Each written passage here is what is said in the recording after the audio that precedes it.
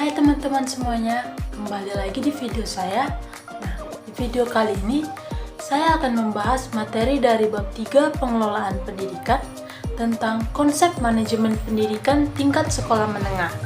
Namun, sebelum itu saya akan memperkenalkan diri dahulu. Perkenalkan, nama saya Betaria, NPM A1G022114 dari Prodi PGSD dengan mata kuliah pengelolaan pendidikan yang diampu oleh Bapak Dr. Muhammad Kristiawan MPD. Penjelasan yang pertama yaitu tentang konsep manajemen mutu sekolah menengah. Yuk kita bahas.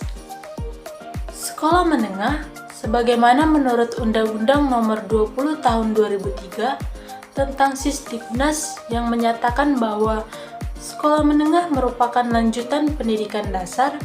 Sedangkan menurut PP nomor 29 tahun 1990 yang menyatakan bahwa pendidikan menengah adalah pendidikan yang diselenggarakan bagi lulusan pendidikan dasar. Jadi, manajemen mutu sekolah menengah adalah upaya yang dilakukan dalam memperbaiki kualitas sebuah lembaga pendidikan tingkat menengah atau SMP, SMA, SMK, dan MA guna tercapainya tujuan pendidikan. Penjelasan yang kedua tentang sasaran mutu pendidikan. Terdapat 3 mutu dalam konteks pendidikan, yaitu input, proses, dan output.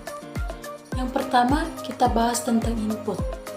Input meliputi kepala sekolah, guru, pegawai ahli, fasilitas lengkap, lingkungan kondusif, kurikulum berstandar tinggi, dana, siswa yang terseleksi, dan dana pendukung yang cukup.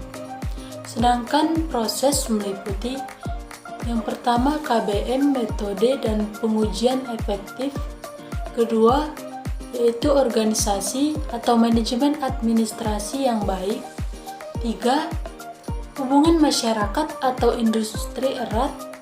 Keempat, kegiatan ekstrakurikuler aktif, semarak. Dan yang kelima, pengendalian mutu efektif.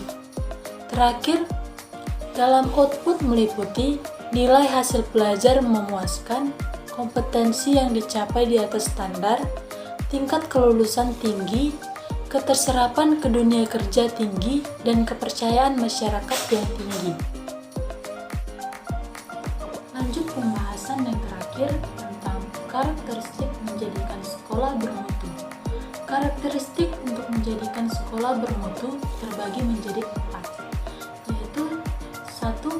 Hal-hal yang diperlukan untuk mengelola sekolah. 2.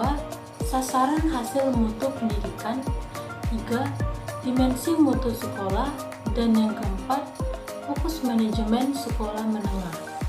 Baiklah, kita akan bahas satu persatu hal-hal yang diperlukan untuk mengelola sekolah, yaitu yang pertama, memahami fungsi di sekolah serta maksud dan tujuan pendidikan atau cita-cita bangsa.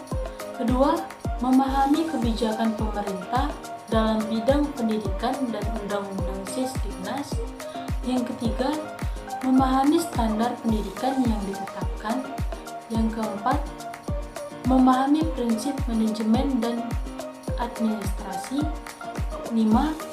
Memahami kurikulum dan pengembangannya. Dan yang keenam, memahami tuntutan kebutuhan peserta didik atau life skill dan tuntutan masyarakat. Dan yang ketujuh, memiliki visi dan misi. Lanjut yang kedua tentang sasaran hasil mutu pendidikan, yang terdiri atas 1. Berakhlak mulia atau beriman dan bertakwa. Yang kedua, cerdas, kreatif, inovatif. 3. Cakap berkomunikasi atau bersosialisasi. 4. Menguasai ilmu pengetahuan. 5. Terampil bekerja. Dan yang keenam, bertanggung jawab sebagai warga bangsa. Yang ketiga, yaitu tentang dimensi mutu sekolah, yang terdiri atas 1. Melaksanakan kegiatan sesuai fungsi tepat sebagai lembaga pendidikan. Yang kedua, memiliki keunggulan. 3. Terpercaya sebagai sekolah yang baik. Dan yang keempat, kondisi nyaman menyenangkan. 5. penampilan fisik maupun kegiatan menarik. Dan yang keenam, mengesankan dan favorit. Lanjut yang keempat, tentang fokus manajemen sekolah menengah. Fokus manajemen sekolah menengah ini terdiri atas 5, yaitu pembaharuan SMA yang berkelanjutan dalam rangka meningkatkan mutu pendidikan. Yang kedua, implementasi sistem manajemen abad 21 dengan mempertimbangkan peran SMA dalam membangun MBS di SMA. Ketiga, implementasi sistem manajemen SMA dalam kerangka konsep balance scorecard dengan melakukan sinkronisasi terhadap MBS. Yang keempat, implementasi sistem manajemen SMA dalam kerangka governance. Dan yang terakhir yaitu implementasi sistem manajemen SMA yang adaptif dengan perkembangan ICT.